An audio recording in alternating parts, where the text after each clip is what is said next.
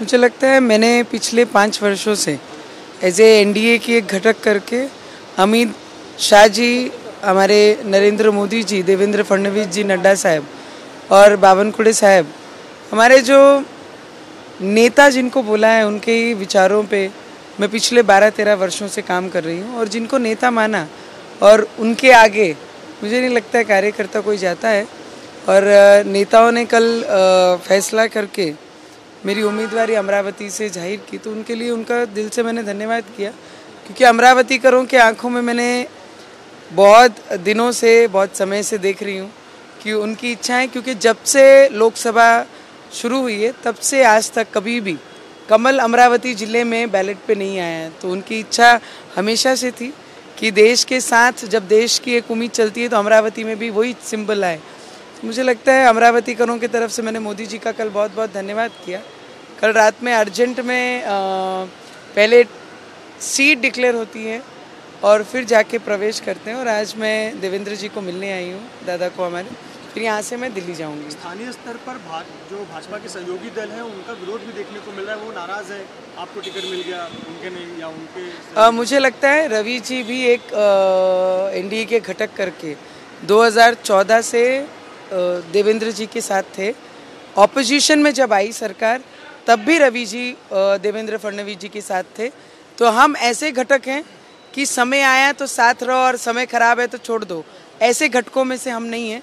पर फिर भी मैंने सभी को विनती की, क्योंकि सभी हमसे बहुत ज़्यादा सीनियर है, तो मैंने एक उम्मीदवार करके और एक बहुत जूनियर उम्मीदवार करके मैंने सभी को हाथ जोड़ के विनती भी की कि मोदी जी के जो सपना है देश में अब की बार 400 पार और 400 में एक अमरावती हो, इसके लिए जितने भी एनडीए के घटक है वो मोदी जी के सपने के लिए और अमरावती के विकास के लिए सब एकजुट होकर एक मंच पे आकर एक साथ काम करें। अमरावती में 2 नारे गूंज रहे हैं, एक ये गूंज रहा है कि एक बार दिल से नवनीत राणा फिर से, और दूसरा भी नारा ये भी गूंज रहा है कि मोदी तुझसे बैर नहीं, नवनीत राणा की खैर नहीं। मुझे लगता है जब तक मतदार नहीं ठहराते क्या करना है, क्योंकि पिछले 5 वर्षों से नहीं 12-13 वर्षों से मैं जनता के बीच हूँ और जनता के लिए काम कर रही हूँ।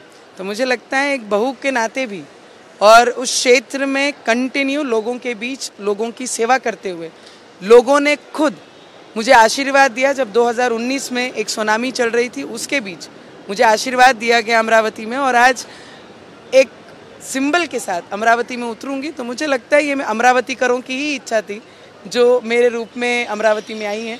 तो मेरी जनता मुझे बहुत सारा प्यार और बहुत सारा आशीर्वाद मेरे साथ रखेगी, इतना मुझे विश्वास है। मैंने आपको सीधे स्पष्ट शब्दों में कहा है, बहुत सीनियर है मुझसे, जितने भी एनडीए के गठ और जो भी नेता हैं, कि सभी ने एक होकर मोदी जी का जो सपना है देश के विकास के लिए और अमरावती के विकास के लिए, सबने एक मंच पर आकर साथ देना चाहिए और अमरावती का विकास करना चाहिए।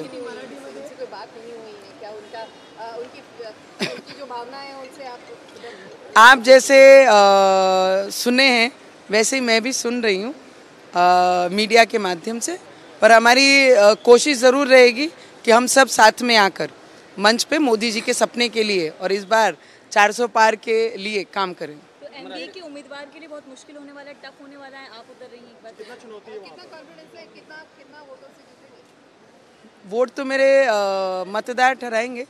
मैंने काम किया है, मैं काम लेके मेरे लोगों के बीच में जाऊंगी और एक बहू के नाते भी, और कंटिन्यू क्षेत्र में लोगों की सेवा की है मैंने, तो लोगों का आशीर्वाद और प्रेम मेरे साथ हमेशा रहेगा, इतना मुझे कॉन्फिडेंस है। एक मामला आपका कास्ट सर्टिफिकेट का कोर्ट में लंबित है और हो सकता है सुप्रीम कोर्ट में फैसला भी आए, क्या वो सेटबैक हो सकता है आपके लिए? उसके लिए आप तैयार हैं? क्या कुछ होगा?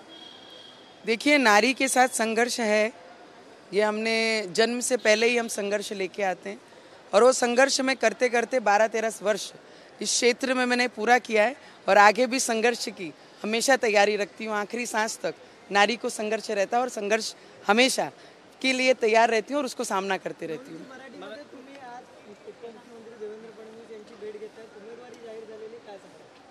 मला वाटते देवेंद्र फडणवीस जी आमचे आदरणीय आमचे नेते आहे आणि नेहमी त्यांनी 2019 असो त्याचे आधी रवीजी त्यांच्यासोबत 2014 पासनं एक घटक म्हणून त्यांच्यासोबत काम केलेलं आहे।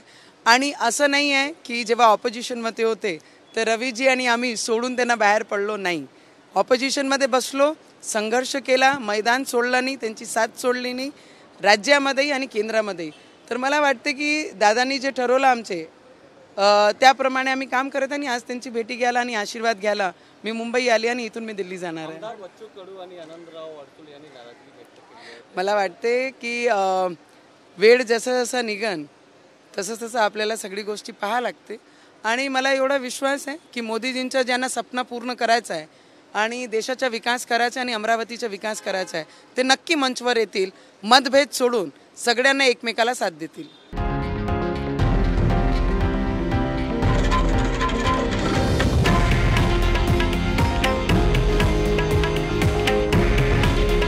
हे आहे देशातील नंबर 1 न्यूज नेटवर्क आणि आपण पाहत आहात TV9 मराठी.